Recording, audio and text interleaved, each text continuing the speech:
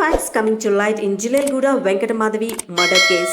Gurumurthy, who killed his wife and cut her into pieces, came to take a commercial cylinder and boiled the pieces of the dead body, dried the pieces and ground them with a pestle.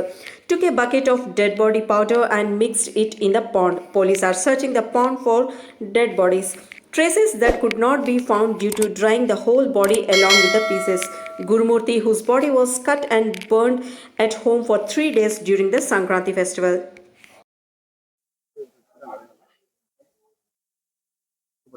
తేదీ 18/1/2025 నాడు సుబ్బమ్మ అనే మహిళ police స్టేషన్కి వచ్చి ఫిర్యాదు ఇవ్వడం జరిగింది.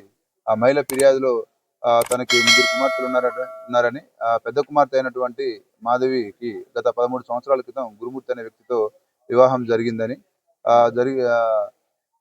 జరిగిన తర్వాత ఒక లాస్ట్ 5 years నుంచి వాళ్ళు ఇక్కడ మిరిపేట పరిధిలోని జిల్లెలగూడలో నివాసం ఉంటున్నారు.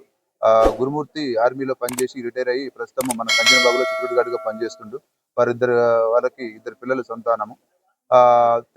తేదీ 16/1/2025 నాడు కుమార్తెకు మరియు అల్లుడికి చిన్న గొడవ జరిగిందని, ఆ గొడవ జరగడంతో కుమార్తె ఇంటి నుంచి వెళ్ళిపోయిందని చెప్పి ఎవరికి చెప్పకుండా ఫిర్యాదు ఇవ్వడంతో ఆ ఫిర్యాదు మేరకు ఉమెన్ మిస్సింగ్ కేసుగా నమోదు చేయడం జరిగింది. అటు కేసు విచారణలో ఉంది.